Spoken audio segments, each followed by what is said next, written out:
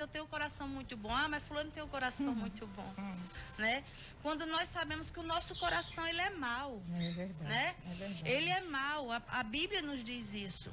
Quando foram chamar o próprio Jesus de bom mestre, ele disse, bom é Deus. É verdade. Né? Então não tem ninguém bom, não existe um coração bom. Nosso coração, ele é mau. Ele traça planos malignos. Ele se for... Tem gente que diz, eu vou para a igreja quando eu sentir vontade, né? Quando eu sentir no coração. Eu vou me converter. Quando eu sentir o desejo no coração, não vai sentir nunca. É verdade. Né? Porque quando é que o nosso coração vai querer correr para Deus?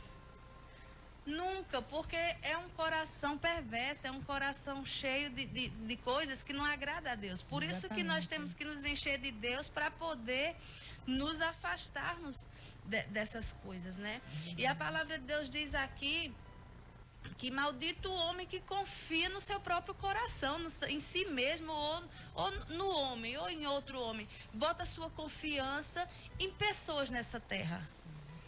Por isso que as pessoas se frustram tanto, irmã Gracinha. É verdade. É. Se entristecem. Por quê? Porque esperam tanto das pessoas ou de si mesmo, que quando vem há uma decepção, quando vê que não é aquilo, que não aquele que esperava, né? É. E se decepciona, se desilude. Muitas vezes eu já vi pessoas dizer, eu não vou mais para a igreja.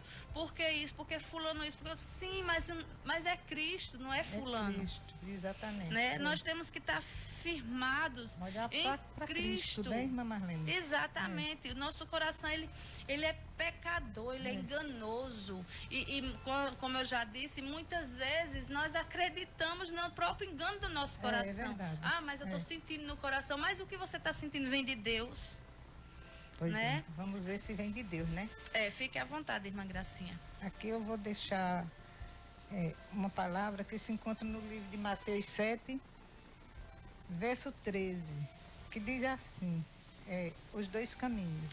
Entrai pela porta estreita, porque larga e apertada o espaço, o caminho que conduz à perdição, e muitos são os que entram por ela.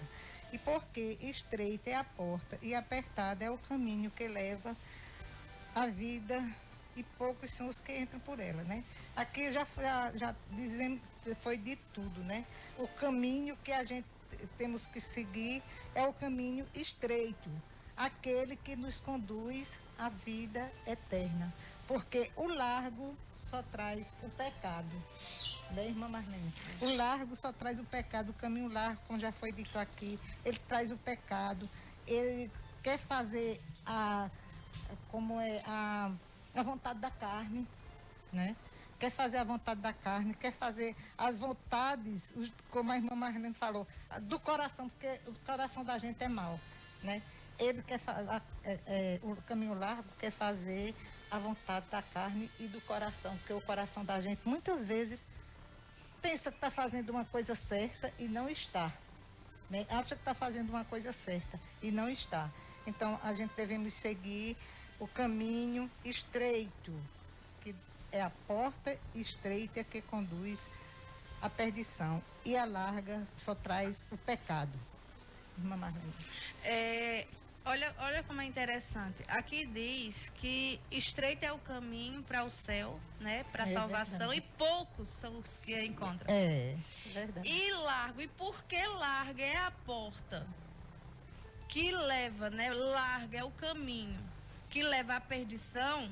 Muitos passarão por ele. Olha como o coração do homem é corrupto. É corrupto, exatamente. Tem a porta estreita, mas não quer. Por quê? Porque é dificuldade. Porta estreita é dificuldade. Quem é que passa folgadamente numa porta estreita? Não é ninguém. É com dificuldade, né? Mas o coração quer o quê? A larga. Por quê? Porque é prazeroso, é mais fácil. Exatamente. Né? É melhor de passar por ela, você não vai ter dificuldade, você vai passar com facilidade. Exato. Olha como o coração do ser humano é corrupto. Por isso que Deus diz aqui que maldito o homem que confia nas suas próprias convicções, na sua própria força, nos seus próprios interesses. Porque o homem, olha, deixando Quando nós vemos esse capítulo de Jeremias desde o início, fala ali do pecado do povo de Judá, um povo que deixaram de agradar a Deus para fazer as suas próprias vontades. O povo deixou de levantar de adoração a Deus, de cultuar ao Senhor, para estarem fazendo o agrado do seu próprio coração. Tanto é que quando você vai ler, e eu aconselho você ler a esse texto de Jeremias, todo o capítulo, desde do versículo 1, para você entender. Porque diz assim, olha, o pecado de Judá está escrito com ponteiro de ferro. Quer dizer, é um pecado tão grande que tá gravado, está escrito com algo inapagável. É verdade, é. Ponteiro de ferro significa ali a firmeza desse escrito. É. A firmeza que, como foi escrito aquilo, foi com ponteiro de ferro, com a ponta de diamante. Eita, Olha o tamanho do pecado, da corrupção desse povo. Eles se afastaram de Deus, eles pararam de agradar a Deus para seguir o desejo do seu próprio coração, fazer da sua forma, da sua maneira. Para você ver que Deus não se engana, porque Deus é Deus. Ele diz, maldito esse homem que para de confiar no Deus poderoso, no Deus fiel, no Deus que cuida, no Deus que sabe o que está fazendo, para confiar em si mesmo, confiar no homem, confiar na sua própria força. É verdade. Né? Porque nós somos falhos. Olha a prova nesses dois caminhos. Se tem porta larga e estreita e um leva o céu, o coração quer a larga. É verdade. Por quê? É. Por que, irmã Marlene está dizendo isso? Porque são muitos que encontram. São muitos que São encontram. muitos que vão passar pela larga. A prova está aí. Né? A prova está aí. Por quê? Porque se o coração não fosse enganoso, não quisesse suas próprias vontades, passava pela estreita. Exatamente. Mas não, o coração corrupto, pecador, ele vai querer a coisa mais fácil. Mais fácil. Se está agradando a Deus ou não, pouco importa. O que importa é que eu quero o mais fácil. É verdade. Né? E sabe o que o Senhor diz? Este homem, ele vai viver... porque será como o arbusto solitário no deserto, e não verá quando vem o bem, antes morará nos lugares secos. Quer dizer, ele está vivendo de uma forma tão afastada de Deus, fazendo sua própria vontade, que não vai ver em sua volta a realidade das coisas, né? E diz assim, olha no 7, como Deus diz, bendito o homem que confia no Senhor e cuja esperança é o Senhor. Glória a Deus. Isso é a vida, nossa vida, a vida do cristão.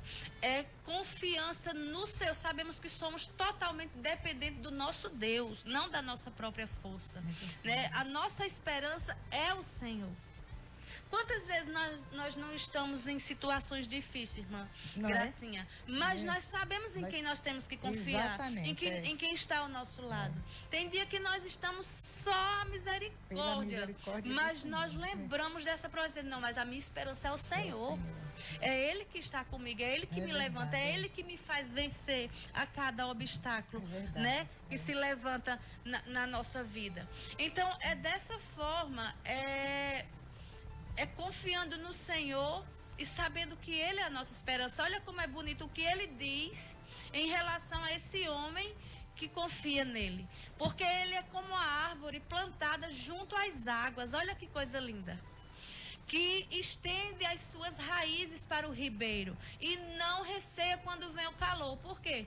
Porque ela está recebendo o calor, mas as suas raízes estão lá, sugando a água do ribeiro. É verdade. Firmado, né? É no ribeiro. Então ele não vai murchar, ele não vai...